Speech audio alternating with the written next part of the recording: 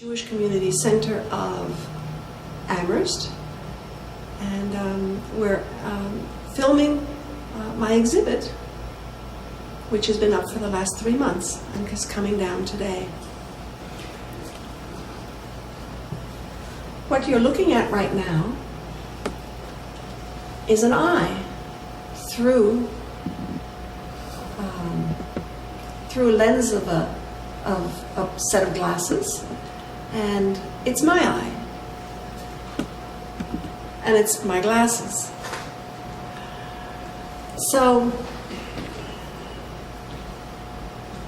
what you see here in the middle hanging down, and I'm going to blow through some holes on the side here so that you can see what happens. There's some little things that are dangling there. Those are windows. And this piece is called Windows to My Soul, using the idea of the eye is the window to the soul. I went straight for the windows, and the eye you see.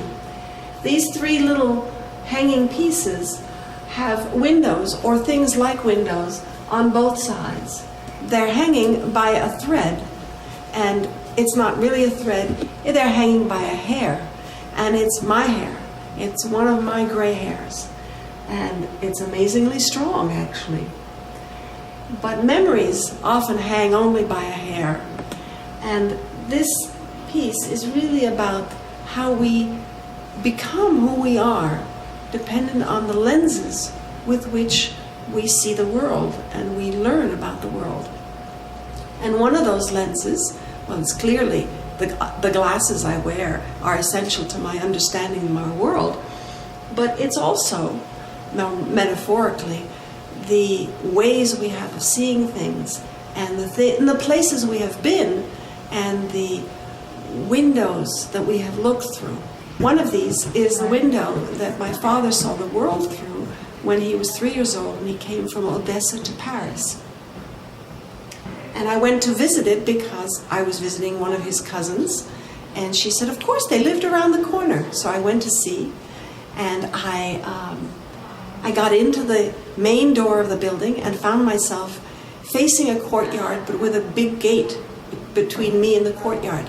And I was told that their apartment was the least expensive apartment in the building, the cheapest apartment. It was the ground floor at the end of the courtyard. And so there I was looking at it, and a man with a bicycle came in, and he said, did you want to come into the courtyard? I said, I do. And I explained why. He said, well, I live there. And I told him and what I was hoping to see, and he said, well, it's a modern place. There's nothing much to see, but I'll show it to you. So we went in, and indeed the apartment said nothing to me. But the minute I turned around and looked out the window into the courtyard, I understood that I was seeing the view, the same view that my father and my grandparents had seen, through the same window, the same mullions, and maybe even possibly the same glass. So that's what this is about. So in the last piece, I showed you something that related to my father and my past. Here are my children, or some of them anyway. I do embroidery, and these three pieces here are my three daughters. They're birth announcements, I guess. And each one has a different character. They don't necessarily correspond to the characters of the people, but I really love embroidery, and maybe you can do a close-up, Ken, of some of the work here.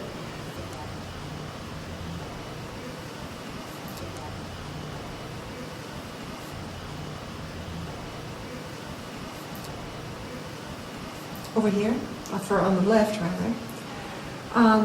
These are both of them called Mizrach, and they are found in a Jewish home. Some piece of folk art that has the word Mizrach in it. Mizrach means east. Jews pray in the direction of the east. And so traditional homes would have some piece of artwork that would let you know which direction was east if you were a visitor to the home. This one is done as an applique of 2 felts, and the letters come out from behind. I also collect buttons, so these are my buttons that are in the greens and the yellows. And the one on top is a paper cut. Many cultures have this traditional folk art. They can be simple or very intricate. This one is pretty intricate. The word Mizrach is in the middle in Hebrew. And there's a bird and a fish. And it's not something I do a lot of. And now I'll move on to something else. Over here, we have a piece I call Encompassing Sukkot. I'd rather not tell you yet what Sukkot means if you don't know. I'd rather just focus on the word encompassing. And what this is encompassing is a whole bunch of different stories. I collected stories about a particular event by sending out a message on the internet and addressing my friends, and people sent me stories. And out of these stories, some of them really caught my imagination, others didn't. For the ones that did, I produced some kind of 3-dimensional image and collected all the stories together in this panel. It's about 4 feet tall and 2 feet wide, and it was one of 19 panels, but everybody's panel was very different, that was used several years back to decorate a sukkah at the National Yiddish Book Center in Amherst. And now a sukkah is a tabernacle, and the holiday of Sukkot, tabernacles, is in the fall after the 2 main holidays that are called the High Holidays. And it's the holiday that Thanksgiving is based on. So it's a harvest festival, and Jews build a little temporary hut, a structure, and it's open to nature, and they dwell in it for 7 days. But people's stories are so varied. Over on the 2 sides of the panel, if you can scan that for our audience, are the actual stories. So that if you want to know what this cat is doing, you go over to here and you see the thing that describes the cat in somebody's story, or what this chair with an M16 is doing. Then you go over to here, and there's the story of that. The story that I received for that was a very simple story, but I needed an M16 leaning up against a chair. And I hesitate to say this, but to find the M16 was easy, unfortunately. You just go to any toy store, and you have little soldiers with M16s. But the chair, to find a chair that was the right scale, that was hard. And so I had to make that chair. So each of these boxes represents not 1, but sometimes 3 stories. This, I think, is 4. This is 3. That's 1. This is 2. And the reason there's a compass in the middle, because we're encompassing Sukkot, is because, as I said to you before, with the Mizrach, the sign that shows you which direction is east, Jews in prayer and in rituals need to know which direction east is. They start by taking the palm branch, which is the signal, the piece of the holiday ritual that is the most recognizable, the 4 species, and we call it an etrog. In English, it's called a citron, and we shake the lulav. This is called the lulav, starting with the east.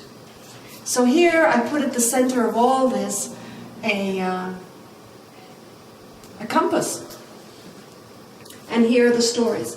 Now, collecting stories is a wonderful thing. It's you get to know people, and then putting all these disparate people who do not know each other all into one piece. Now it becomes mine. And the truth is, you don't need to know what the stories are to look at this piece and enjoy it, or get some delight from it some way or the other.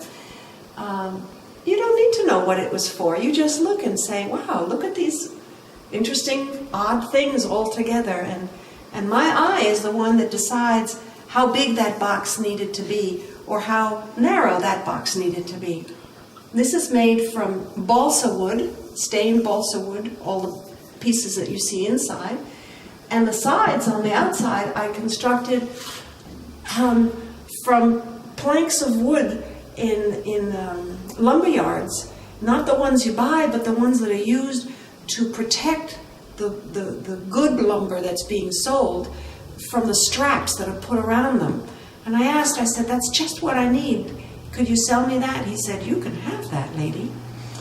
So hanging from here is when I hang this up in a non-public place. I have a little crib sheet with all of these stories hanging. It's quite heavy, and what you see up here is a story. You see these keys up there?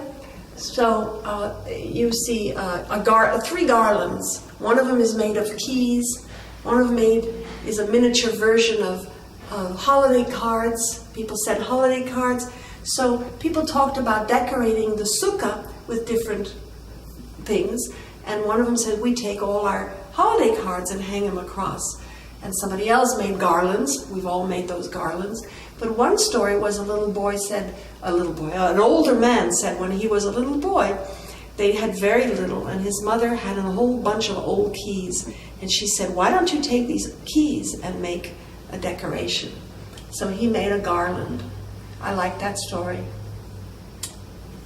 Often you wonder what this basket is doing here. The basket with food and dishware and inside. People would live in apartment buildings, and they would build their sukkah down in the courtyard or in the backyard of the apartment building. And so they would create a pulley system so that they would bring the food up and down in a basket. And so many people had a story about that. The flashlight has to do with one woman saying that when she was a young girl, her brothers would scare her. They would try to sleep in the sukkah. This was probably not in the city. And it was a big treat to be able to stay overnight in the sukkah.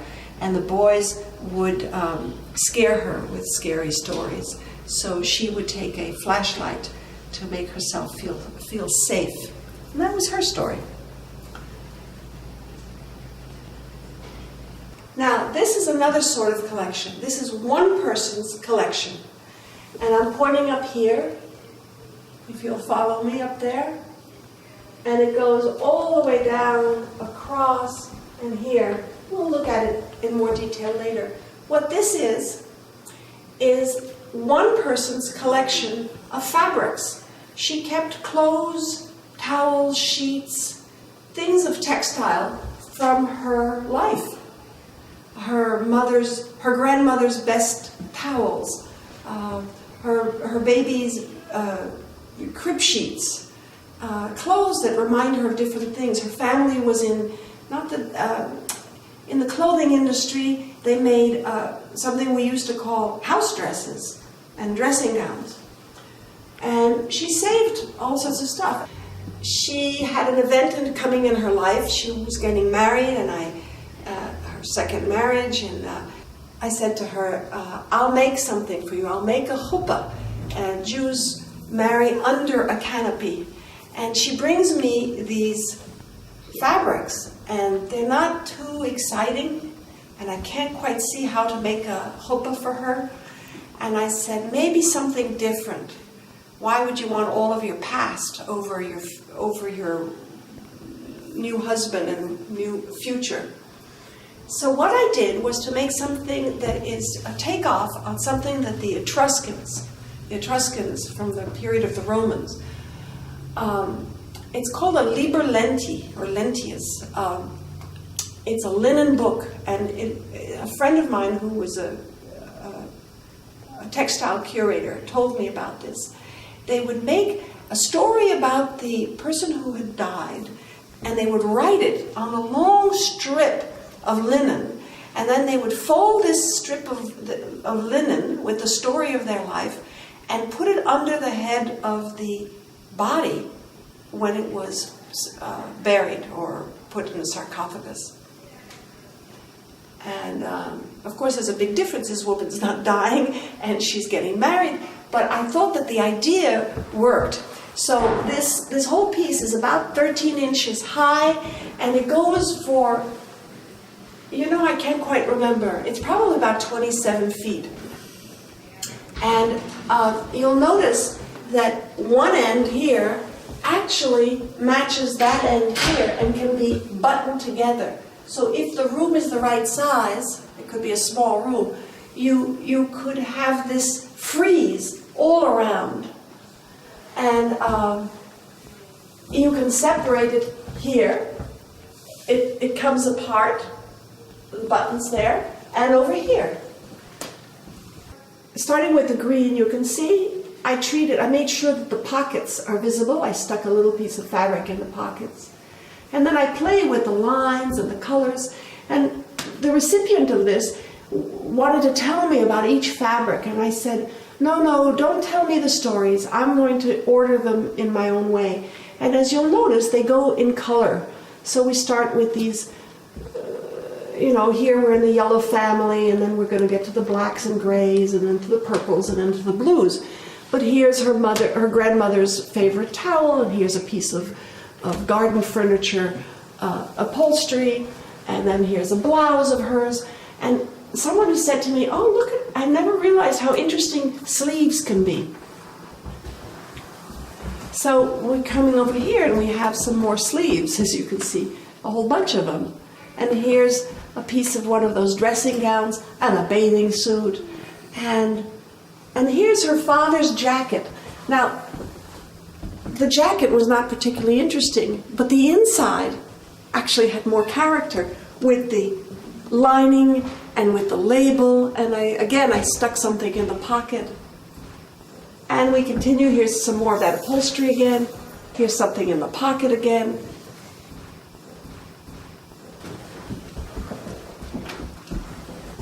And here we are with sleeves again.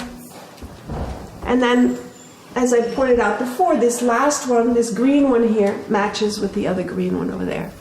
So we've looked at a collection of stories from different people all in one place, and now all in one place, the collections of one person's story. Well, here we are with another long strip of fabric. The one above us was one person's collection of stories from her whole life, and the one right behind me is the story also of one person. And this one is Isaac from the Bible, the patriarch Isaac. And why Isaac? Okay, so I was asked by a museum in Philadelphia to participate in an exhibit on wimples. Now you may think, what's a wimple? A wimple is, well, it's also, it's this, but it's also this long strip of fabric that nuns wear, or used to wear, to cover their heads. And sometimes it had some decorative form to it. It would be starched and would take shape. But their whole hair would be completely covered. And that's actually a theme we'll get back to later, the covering of hair. So this is a long strip of fabric, and it comes from the German, which means a wimple is a pennant, like a flag. So back in the 1600s in southern Germany, the Jews started a folk art tradition of creating a piece of homemade embroidery artwork that would be signaling the weaning of their children. So they would take the swaddling clothes from the ceremony of the circumcision of their boys, and they would rip the fabric and sew it into long strips, and then they would embroider a blessing with the boy's name on it. And the blessing would say something like the name of the child and who he's a son of, and the date of the birth, and then the wish that God will raise him to Torah, Chuppah, and Ma'asim Tovim, which means to Torah, meaning to learning the law and the wisdom of our tradition, the Bible, the laws, and then to Chuppah, which means to marriage, and to Ma'asim Tovim, to good deeds. Amen. That's what they would embroider. So it was a way of the housewife, the mother, to show off her needlework skills. Later on in the 1800s, more wealthy women, not eager to spend their time doing embroidery perhaps, would hire a local artist to paint. Now, this wimple also has a name which describes what it's for. We haven't told you what they used it for in the synagogue. So they would bring it as a gift when the child was 3 or whenever the child was weaned. It was used to wrap the Torah, and it's called a Torah binder. The Torah is the first 5 books of the Bible, and it's what Jews roll and unroll and roll and read from in the synagogue every Saturday all over the world, and we're all reading the same text all over the world on the same day. And so when you roll up this big roll in two directions of being rolled up, it needs to be tied together so it doesn't fall down. It's safe. And then it'll get covered with a beautiful cloth as well. So this is a Torah binder. Over here is actually the beginning of the story, but starting at the other end, you start rolling and you end here, and then the ties would be tied around to hold it shut. So, in the spirit of it being the mother of the child making this binder, I decided to have the mother of this child, and the child I picked was Isaac because of the story that's in the center of this piece, which I've been covering for the moment, because of the story of the binding of Isaac, which you probably all know. So Abraham is being tested. God says, take your beloved son and basically go up to the top of a mountain and sacrifice him. The angel's voice comes when he sees that Abraham is prepared to do that and says, Abraham, Abraham, stop. And in the thicket nearby, they find a ram, and that's the animal they sacrifice. So based on this idea of the Torah binder and the binding of Isaac, I chose Isaac for this exercise for the museum. And what you see is that the binder is 7 inches tall and 7 feet long. And here I have done an illusion. I've made it look like the Torah binder gets squeezed smaller and tighter and wrapped around Isaac, and then comes back out again in full. So there are 5 scenes here. So starting over on the far right is Sarah, his mother, and I've given her a paintbrush. And for those of you who know your Genesis story, here it is. The 3 angels, or the 3 messengers, the 3 men come, and Abraham is known for his hospitality. He invites them in. His wife makes a meal for them, and Abraham washes their feet. That becomes the symbol of hospitality. And one of the messengers says to Sarah, this time next year, you will have a son. Now, that seemed very odd to her because she was already in her 90s and they never had had children. She had never had children. So this was a real miracle. Right here in very small, can you see that? all of this is Hebrew. This is Hebrew as is written in the scroll. It's the line that I just quoted. This time next year, you will have a son. Traditionally, this is the piece that would be embroidered, and this is his name. Isaac, son of Abraham and Sarah, was born under a good constellation. I'll read it for you in Hebrew. It says Yitzchak, which is Isaac, ben Avraham, son of Abraham, ve Sarah, and Sarah. Nolad b'mazal tov, is born under Mazal Tov. You probably all have heard people say Mazal Tov, which sounds like it's saying congratulations, which is what it's saying, but it literally means under a good constellation. And then to continue this is script, this is Hebrew script, this is the traditional date of his birth. Don't ask me how I got that was complicated. And over on this side, if you follow me, the blessing continues, a shorthand for the name of God, because we don't write God's name. God will raise him to Torah, Chuppah, Ma'asim Tovim, Ma'asim Tovim. I've already translated that for you. And over here it says, Amen, Selah. Now back to this second scene. So here we have the second scene from Isaac. He's going up the mountain with his father, and he's carrying the wood. This is straight from the Bible. And he says, well, I've got the wood, Dad, and you've got the fire, and where is the sacrificial lamb? And of course that's a cruel moment there, a little sad.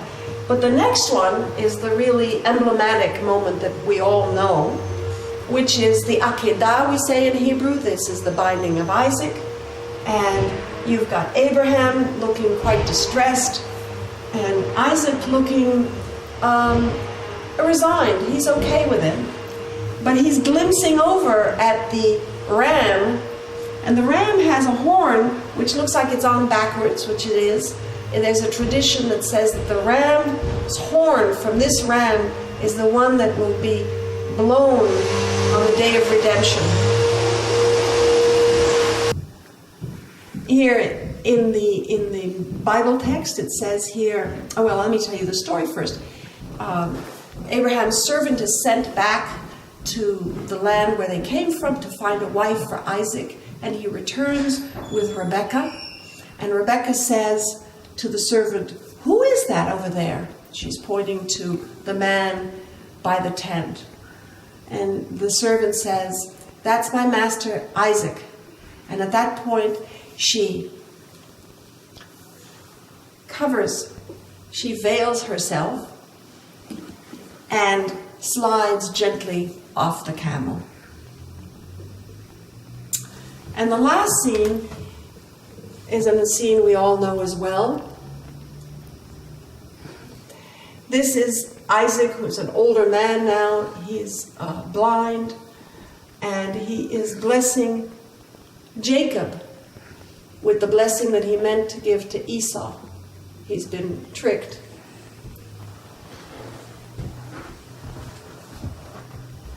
So, this is a Torah binder, and it is one person's life story. And then we'll move on to another piece. Well, this is just what I call calligraphy whimsy. I love to do calligraphy in Latin letters, English, and in Hebrew. And this is a series that I did, just a few from the series. I would take a letter, and I'll find 3 words that start with G that somehow go together, that are evocative of something. So this one says, "Go gently gaze." And this one is a Y, and it says, "Yodel, yowl, yes." The Q says, "Quietly questing quirkiness." I think that describes me. Maybe not so quiet, but I'm always questioning quirkiness. And then the H says, hurry, happiness happens. And the Hebrew one actually spells something. It's a lamed and a vet, and it says lev, and it means heart. So you can see there's a heart at the top. Lev, heart. Onward. This series I call the Quill and Inkwell set. I illustrated 4 stories, and 3 of them actually had a quill and an inkwell in each story, in the story. That was completely by coincidence, if there is such a thing. Illustrating stories is a very interesting project. I'd never thought about it before. I love to read. I read short stories all the time, and I discovered that when you read in order to illustrate, you're reading differently. So this particular story, the main character is Dina, the story is called Family. This one, when I read it twice, I love the story. It's about 10 years in the life of a village and the cycles of harvest and procreation and birth and constant, recreation of life. I hadn't noticed this when I went back to read it in order to illustrate. Listen to this list. Water from the well, dark waves, overflow, steam curled up, life-giving rain, darkly gleaming water, moist, ice, current, riverside, winter rains, bathe, pool, water drawers, showers, peals of thunder, swollen river, tears drop by drop, dripping rain spout, raindrops, shedding tears, shipwrecked. There are a lot of images that have to do with water here. And so that is what set me in the direction of how I was going to illustrate this piece. So there's the rushing water, here's the rain. But everywhere that water was not mentioned, textiles were mentioned. It was an odd kind of thing, and here's my textiles. And the story I'm not going to go into, but it's just that this is one capturing several elements of one short story. So we've been telling stories here. We told the story of many people's stories, all gathered, encompassed into one panel. We told one woman's story with lots of pieces from her life. We told a man's story with 5 images from his life. And here we're telling everything there is to tell, or possibly, some of what there is to tell from one story. It's not one moment in time. It's several things in the story, all together in one place. And the same thing happens here. And here's a scroll. Remember we talked about scrolls before, so here's a scroll. So this woman asks her husband, who is a calligrapher, a man who makes scrolls, to make one for her because she's not going to have a child, it's clear. And he refuses. So I put the real story that I'm reading on the back of this scroll so as to honor her.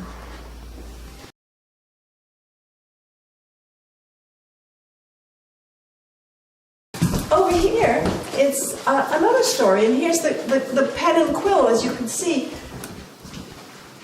Over here, here's the pen and quill in this story, and here's the pen and quill in this story, and here it is again in this story. And so, for instance, in this story, there's a mention of this woman who is ancient. She's living in Jerusalem. She's a wonderful person. And there's a line that says, the eyes of Jerusalem were on her, or something like that. So I put the eyes across the very top of the walls of the city of Jerusalem. or some part. It's not the walls of the city. But she comes from Eastern Europe. So I have in these windows that I've placed in here really a map of Poland, of Eastern Europe. And the same thing goes for this one here. This one there was no pen and quill, but since it was a story told and written, I just added it at the bottom here. And it has to do with a midrash. Midrash is a literary, creative form that Jews have of understanding text, where there's a curious word or a missing moment or an odd idea in the text, in the biblical text. We expand and expound on that in story form. And so there's a point where Sarah, who I mentioned earlier at 90 is giving birth, can't believe what has happened to her body, and she's just, covering her swollen breasts full of milk. And Abraham says to her,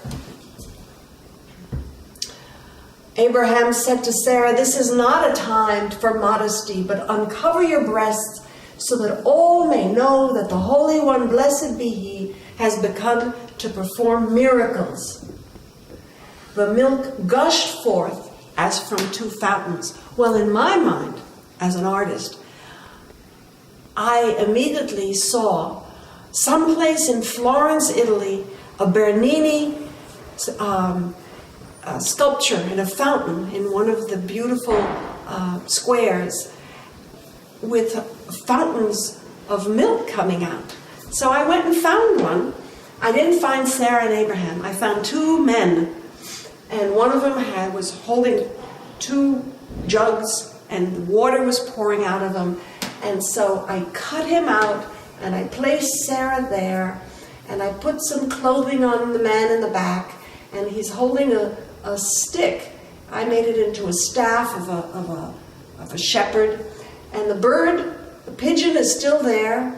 This is a modern picture of Florence. The tourists are in the background, and there's Abraham and Sarah. And that's what I do when I come up when an image hits me, and that's how I interpret it. This is a sheep, someplace in western Massachusetts, I suspect. And he's here all by himself. He doesn't quite fit into this rest of this group, but he's here. And I didn't have a title for him, but I decided to place him in this little corner, and because of where he's situated,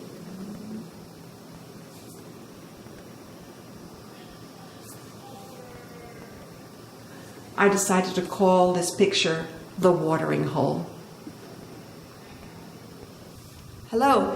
Now this is the part that I'm very excited to show you. I love everything I've shown you so far, but this is the pièce de résistance, the main piece that I have on display at the JCA.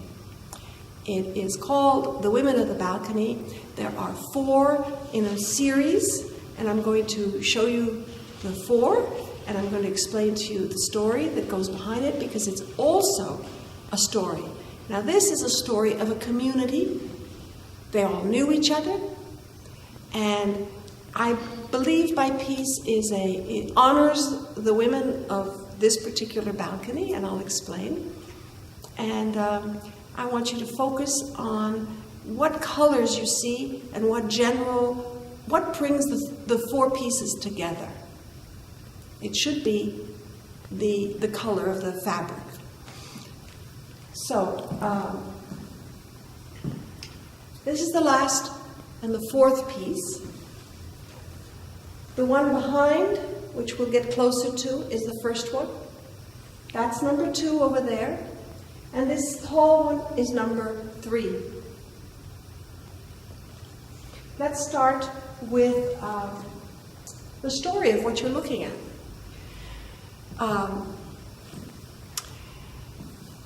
My husband, who's a book dealer, was invited to come to a synagogue that was closed, and to see if he wanted to take the books, if there were some books for him. So I went along, and we went to New York City, to Manhattan, to the northern edge of Manhattan, which is called Washington Heights and Inwood. And this is an area that was settled in the 20th century by a lot of refugees from Germany, German Jews. The synagogue that we went to was opened in about 1940 and was now closed. And the year we're talking is about 2006. And this was an Orthodox synagogue. Men and women pray in separate, they are separated at prayer. And in this particular building, the women were in a balcony and the men were downstairs. The balcony was shaped like a large U with pews along the three sides. And we saw no books that were relevant to our business. And so we looked around and we asked the person who was in charge, what about everything else? It looked like people had just gone to lunch and left everything. And the woman said, take whatever you want. That's a little unusual. My husband went up to the balcony, the women's balcony, and he calls up to me, he says, come quick. And I came running upstairs. Nothing's changed in 2 years, it's been empty. But the place, as empty as it was downstairs, felt completely populated upstairs. The pews were covered, every single seat was covered with a handmade, individually covered cushion. Each woman had reached into her remnant drawer and sewed herself a cushion to make the pew more comfortable. There was nothing that matched. It wasn't designed by a designer. It was each woman's whimsy and personal need. Now, these cushions had no intrinsic value, and that's why they got all left behind. We both sensed something special. We took a picture, not a very good picture, and then decided we could not leave the cushions. Why we couldn't leave the cushions? You know, there was nothing else of value that it was just a sentimental feeling, some kind of piece of nostalgia. We couldn't even quite describe why. We threw the pillows over the balcony and then put them in our car, and with a few other things that we took, including prayer shawls. A tallis is a prayer shawl, a man's prayer shawl. In an Orthodox synagogue, only men would be wearing them. And they are usually, or often, white with black stripes, and you'll see they are featured here. They end up representing the male, the masculine, and the fabric of the cushions end up representing the women, the feminine. I happened to have a friend who was a textile curator. I asked him, tell me about these fabrics. He said, take them off the cushions and wash them and I'll tell you about them, which is exactly what I did. And I started taking them apart, and they were extremely dusty, as you can imagine. So I went and stood and sat on my front stoop to do this. And I quickly went and got a camera, because what I discovered was that under one layer, a fabric was another layer, and sometimes three. So the fabric would wear out, the woman would cover the cushion again. And some of the fabrics were really quite interesting. Some of the stuffings were quite interesting, old children's clothes, stuff. I took pictures, and then I washed the fabrics, stacked them in a nice pile, and the textile expert came over, and he flipped through them like he would flip through the pages of a book, and he said, 1970s upholstery, 1950s dress, kitchen curtains, 1930s dress silk. He was able to quickly identify each of these fabrics. Then they sat for a long time until I came up with my plan. Okay, so this is number one. And this is the view, this vanishing perspective you see here. This is the view we had when we went up to the balcony and we saw all the pews covered with cushions. And that's what I reproduced here. Some other people may see other messages, and that's okay. I chose to put a seamstress, a woman, in the middle, and she's making one of the cushions. And she's making a cushion with the vanishing perspective stripe. It's a self-reflective kind of device to put into the picture an item that has to do with the picture. I'm playing. It's playful. And she's actually quilted and patchworked. It's not one piece of black fabric that has stitches down here to quilt the shape. I have actually no idea why I did this, but I did her in a completely traditional patchwork method, which is I did the drawing on a piece of brown stiff paper. I cut it up. I wrapped each one up with fabric, and then I whip stitched them together. And then you take the paper out, usually, and then it's all together. She doesn't need to be that way, but I'm telling you all this only because there's a lot of quiet work that's not necessarily visible, that's part of this. It's almost a meditation on this particular personage. And getting that position of the hand pulling the thread was something I had to work on. I actually asked my husband to photograph me just doing this. I would do this, I'd say, now, until I had just the look I was looking for, and it was a real look. Then I took the picture of me and enlarged it and sketched it out a little bit and put a skirt on, and she's supposed to be sitting on a stool. And then I accidentally put her in just as I drew her, which ended up making her backwards, which makes her into a left-handed seamstress, which is not what I am. But that's a whole other interesting subject of artists who do self-portraits. The only way they can do the self-portrait is to look at themselves in a mirror. And when you look in the mirror, if you produce what you see in the mirror, you're actually producing the opposite. So every time you see a portrait of an artist and he's left-handed or right-handed in the picture, you have to wonder, was this really, this artist is really the opposite of what we're seeing, or was he so clever that he could do it backwards? Anyway, each of the fabrics you see here are the fabrics from the cushions, the actual fabrics, and I've made some black stripes in between just so that they are clear to see. Other people see ladders, other people see railroad tracks. All of it works if it works for you. These are refugees and survivors of Germany in the 30s and during the war. This is what this synagogue congregation was made up of. So these are the survivors.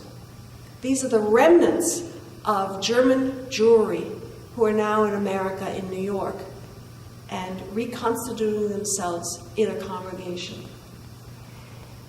When I did this, I had the feeling that I had a canvas that looked to me like a man's prayer shawl.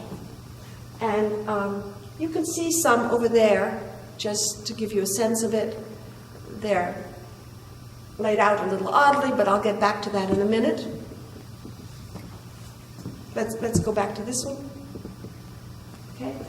And in the corners of a traditional, of any tallis or prayer shawl, are fringes. This is right out of Exodus. It says you will wear fringes on the corners of your garments. The garments really are garments like Romans would wear. They're just large square fabrics that you put a belt around, that you wrap around. It's different ways of wrapping it, much as I'm doing right here. And you'll notice that there are fringes at the end of a woven piece. That makes sense to all of us, I think, at this point. But imagine if you took a longer fringe and you put it to the corners here, you would have a traditional Jewish prayer shawl. And it's not with red that it's usually made. In fact, it's never with red. I put it red because it's a theme that I'm working off of, this red thread, and I'm showing that this is not a real one. I'm doing a mock-up of one. The fringes are there to remind you of the mitzvot, of the commandments. That's specifically what there says in the Bible that they're for. And I thought, okay, well, what does an Orthodox Jewish woman have to be reminded of in terms of her mitzvot, her commandments? And some of them that are specific to women, that are specific even today to women, not in times past, is, well, up here on the top left, can you focus on that? Can you zoom in? This is not real. This is made out of phimo, which is a clay kind of thing. I have attempted to make an image of an umbilical cord. And why? Because it's another corded. This fringe has a sort of a macrame work. There's a cording, there's a weaving kind of process, there's a braiding kind of effect that's happening here. So I thought, what else is a cord or a braid in that I can use? And so an umbilical cord came to mind. So why?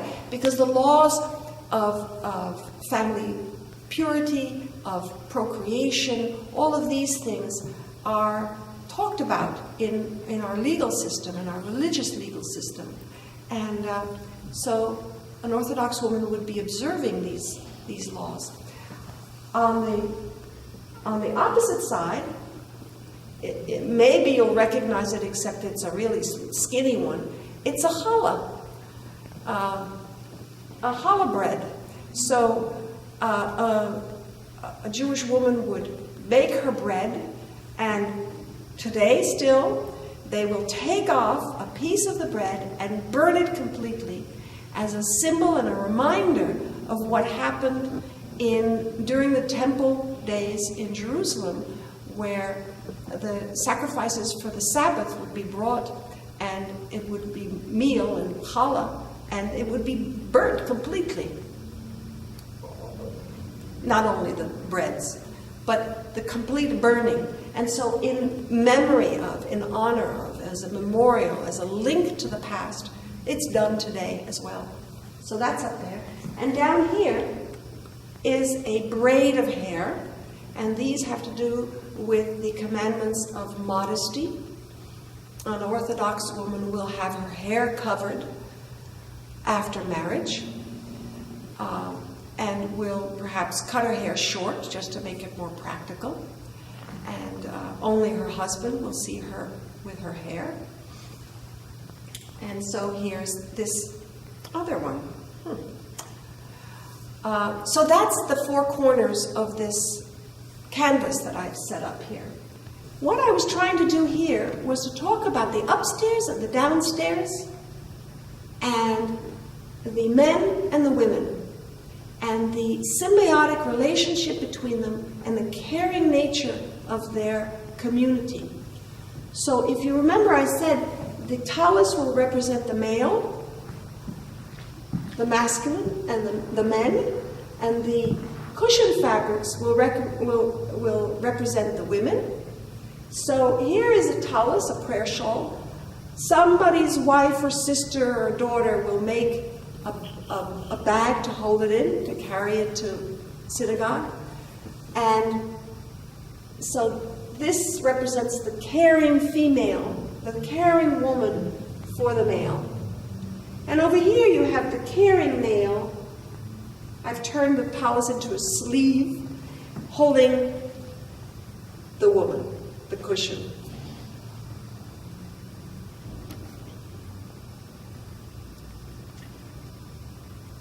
There are more details here, but I decided this was too literal. It worked, but it was a little bit literal. So I'll take you over to show you number 3 now.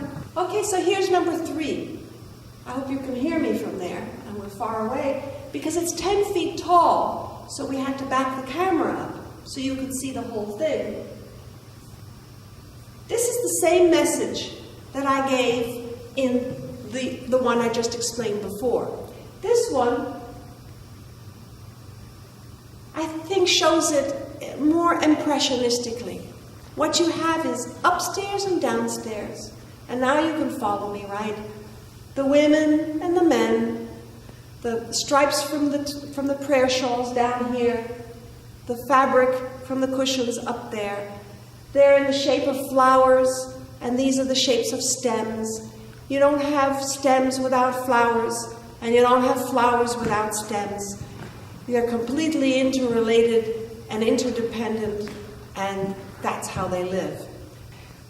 Imagine that we are among the men here. I'm going to stand on this side. We're in the world of the men down here. And what is the action that you do to look up at your wife? Usually on the opposite side of the room, up. You go like this. And that's why I made it this tall, so that you would be inclined to incline your head and look up. The visual contacts in that synagogue between husbands and wives was across and up and down.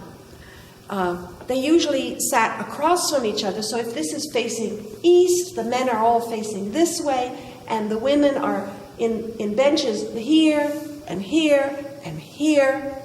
And so the man who's sitting on this side is tipping his head up to look at his wife up there. And so they can say, how are you? Is everything okay? I think I'll go home and get lunch ready or whatever. And except for one woman who said, I always sat directly above my husband because I couldn't read the Hebrew and I wasn't always sure where we were. So I would look down at his prayer book and I would see by the pattern of the page what page he's on. And I always knew what page I was on. And all the other women who might be distracted near me, they would always count on me. They'd say, what page are we on? And I'm the one who knew. I had very little of the cushion fabric left. And I knew I had more to say, but I wasn't sure what. And I couldn't figure out what to do with so little fabric left. Now, I collect odd things, and I happen to have 12 display heads for sales, for selling hats, for a shop that would be selling hats. And I had these 12 heads for no apparent reason. I had them all stored away. And suddenly it hit me that I could make hairdos out of the cushion fabric. I thought, this will work because it is the most feminine thing on a dressed woman is her hair. So much so that in certain cultures, they're expected or required to have them covered. Right? We all know about that. Well, in the Orthodox Jewish world, not always, depending on the sort of strictness of it, women will have their hair covered, either with a hat or a wig or a complete scarf. Well, my women showed their hair but had hats. And I took each head, I decided that I needed to put them someplace. And I did what in certain synagogues, they don't have balconies, but they have a separate part of the room. And there will be a curtain of some kind between the men and the women. And it's called a mechitza. So I created this triangular mechitza. And you'll ask me, is there some meaning to this? Only after the fact. In order to construct a freestanding structure that was not going to veer and tilt and sway and go out of shape and threaten to fall, the triangle is the most secure construction. But after the fact, I can also say, well, I'm also picking up the triangle of the piece behind there. And the triangle is, in Paleolithic times, the symbol for the feminine, for the woman. A little triangle. So these women are 9. That no meaning to that. It just fits into this. And each one got a pillow fabric, a cushion fabric, and I created their hairdos. I like particularly making this one with her bun and her little piece of hair that's hanging down. And at first they didn't have hats. And somebody said, "Oh, what lovely hats you made." I said, no, these are not hats. These are hair. So to make sure that they understood, I put the hats on. I needed the hats anyway. But, I had fun designing it. Each of the fabrics I soaked in starch. And then I designed it. And I actually used a curling iron to make the curls that you'll see on some of them. And they all have slightly different faces and noses. I've added a little chin to some of them. I'll take you around afterwards to introduce you to each one. Then I had the interesting problem of figuring out, so what am I going to cover their faces with? Because they're just some gray plastic. When I got them, they had a black velvet bag on them. That's a little creepy. But to take the plastic and leave it, that was not so attractive either. I did not want to give them each a real, separate, realistic face. That was more than was necessary. And I also did not want to distract from the fabric, the cushion fabric. And I knew I had to stay in the neutral colors, black, white, and gray. And it took me a while to come up with this. This was rather a cerebral decision. But I knew about black and white. My husband suggested a newspaper. I said, what does that mean to anything? And they're in the synagogue. They're not reading the newspaper. Suddenly it hit us. Techinas. Techinas is a word that describes, that identifies prayers, personal prayers for women. And they were always in the vernacular. So if you lived in Poland, the vernacular for the Jews was Yiddish. And the prayers written for these women were in Yiddish. The German community did not speak Yiddish. They always spoke German. So this particular Techinas, personal prayer book that we found, was in German. And what are these prayers? They're prayers for my son who's in the military, for my husband who's on a business trip, for my daughter who's giving birth, for the taking of the challah that I mentioned earlier, for the lighting of the Sabbath candles. I called up an Orthodox rabbi. I said, how do you feel about me using it this way? He said, are you honoring these women? I said, absolutely. He said, fine.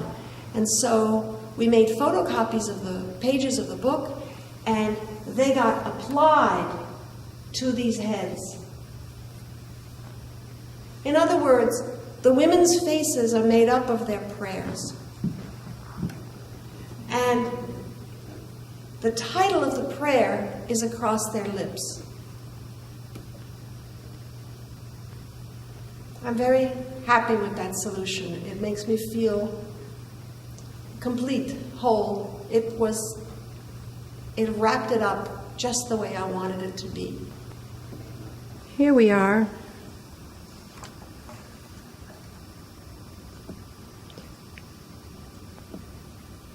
You see this fabric here? Let me show it to you over here. It's this one.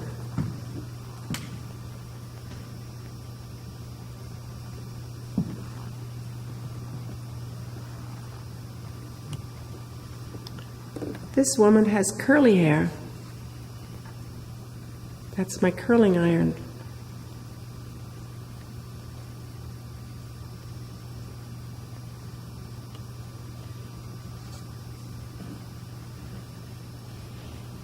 That fabric is up there.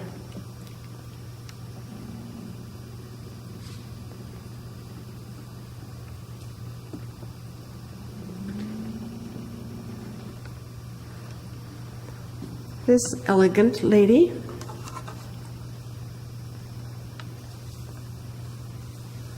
is wearing a silk hair Oh, this one here is, the prayer is, for those of you who can read German, is a prayer for a mother whose son is serving in the military.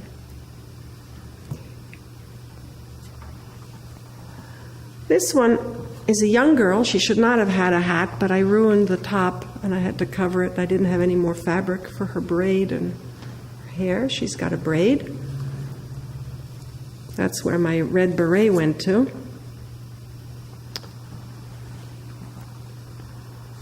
This one has a chignon, another bun, and earrings, and little stray hairs. And this one is for her husband who's on a business trip.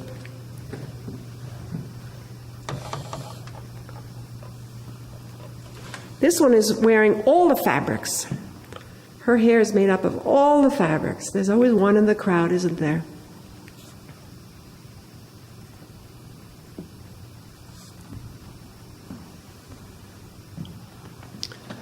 And this one is a younger woman with a more hip kind of hairdo, bangs. So different periods I've put together.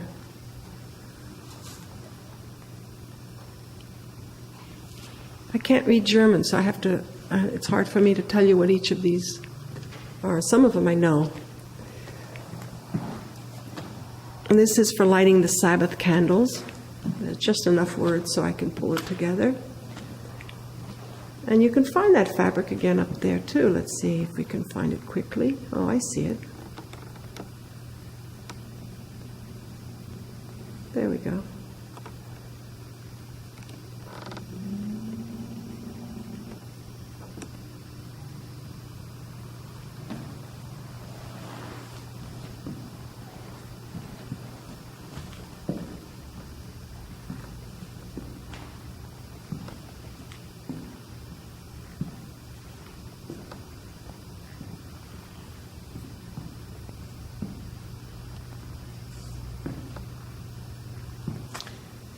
What I wanted to do was to honor these women and their community that no longer exists, their congregation that no longer exists, to be specific. And I'm very happy that you followed me on this little journey and that I got to show the community some of my art and some of my vision. And thank you very much.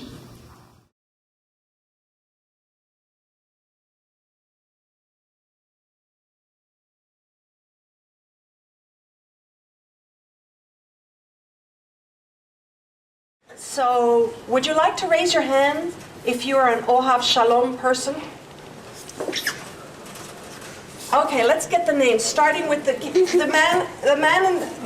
man. Give us your name, nice and loud. My name is Irving Weiler. Irving Weiler. My father was one of the founding members. Okay, next one over there. Yes. Louder, please.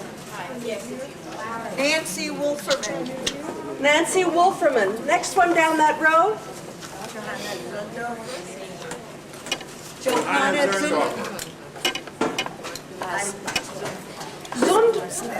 Zundorfer. Member of the Schule since started. One of the founding members, Johanna Zundorfer, and I think her daughter. Yes. Yes. Yes.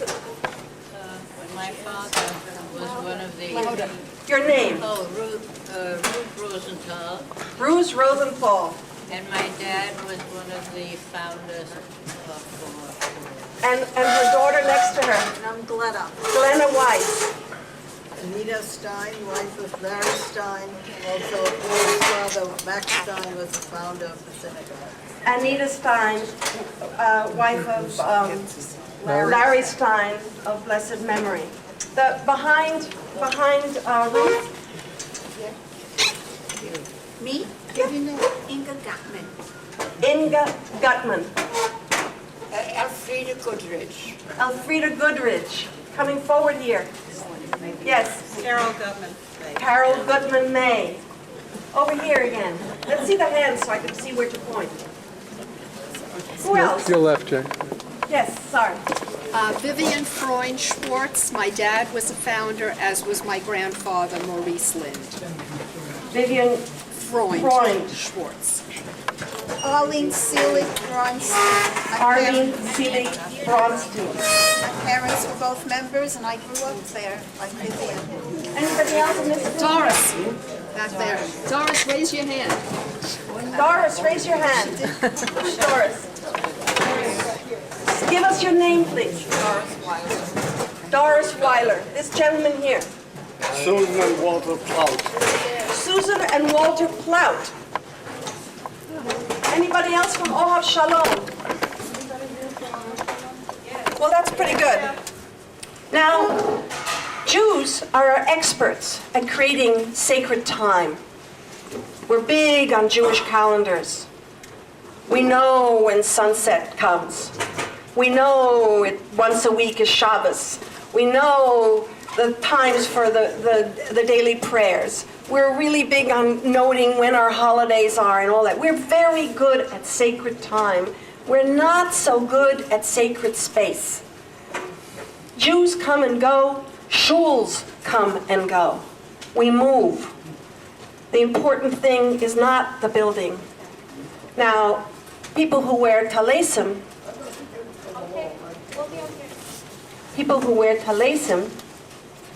have a unique opportunity to create sacred space wherever they happen to be. You just take the talis and you wrap yourself in it. You say your prayer, and then you drop it on your shoulder, and you have now created a little island of sacredness where you're going to begin your prayers. The women of Ohav Sholaum, I think, created their sacred space up in the balcony. I respect very much the cushions and the work and the fabric. Miss, excuse me, I made one of these cushions you have today. I was hoping somebody was going to be able to recognize. Just the black background with the pink and red feather Oh my God. on the bottom. That's right. Wow. Oh my God.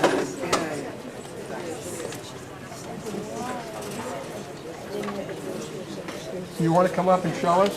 And this is part of it On too. the bottom. Yes, that's a pretty unique textile. I was wondering if anybody. That's a very.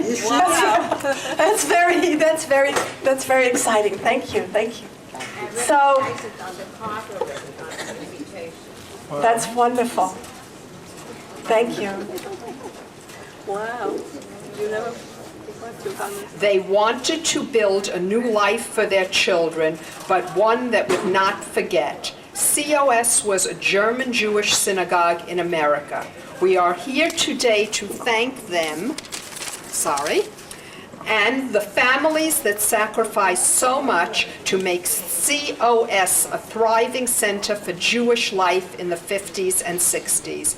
We, as Rabbi Newhouse always said, the Jewish youth benefits from the friendships formed. My grandfather, Maurice Lind, my father, Fred Freund, were two of the founders. My dad was chairman of the building committee and a president of COS. He would be very happy to see the honor that the women of the balcony have received. Jane, from all those women who supported their husbands and families in those hard times, in a new and strange land, I say a heartfelt thank you. When Arlene Seelig Bronstein told me about the exhibit in Manhattan, Doris Weiler Grunfeld and I went to see it. Now, all of us here have the privilege to see it close to home.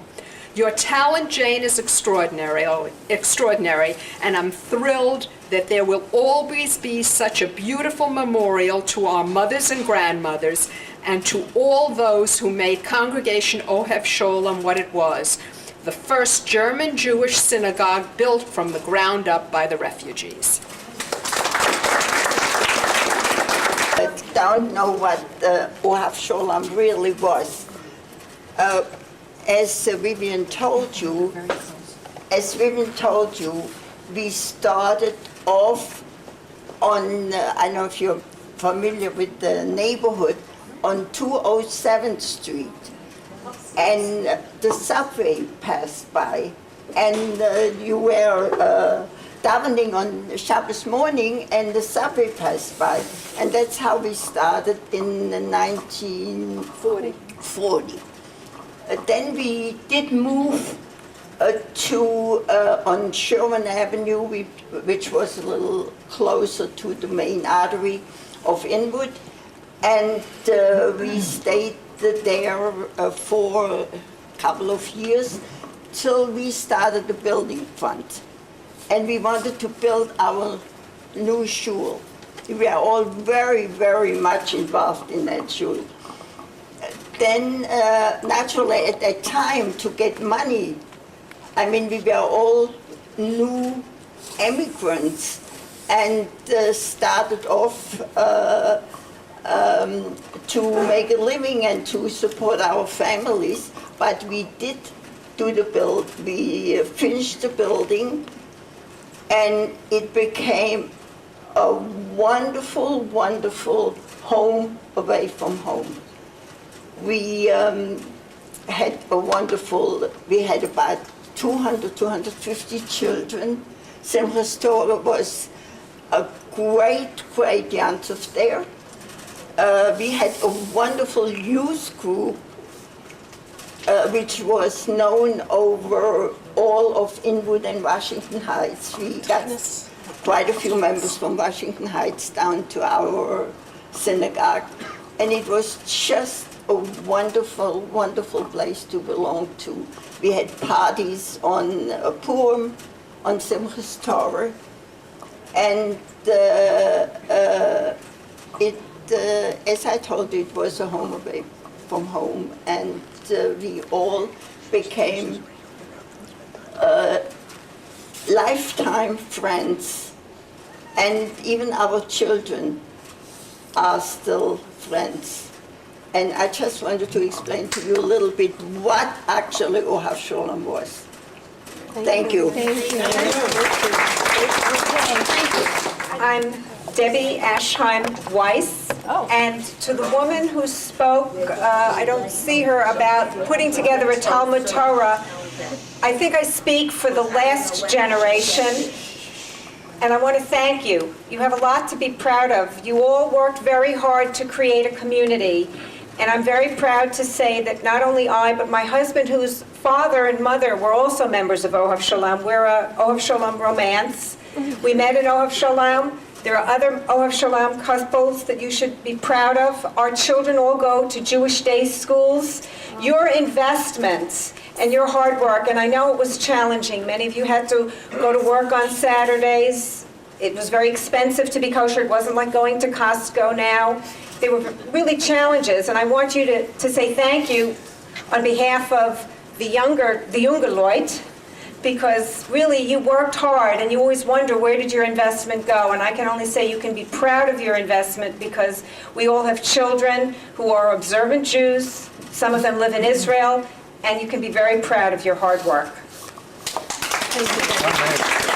Anita, yes. You mentioned about the children. And I just want to mention, as the synagogue became emptier, and maybe there were only 5 people or 10 people, and they always sat in their seat. They never sat together like a group. They sat in wherever their seats were. Anita is clearly my source for that story. Yes. Vivian. You know, we are very lucky. Congregation Ohav Sholaum was very lucky that Arlene worked at the museum at the time, because I think she was the connection that got the Ohav Sholaum's books I here. actually got the phone call. Right, that's what I was... Right, Arlene...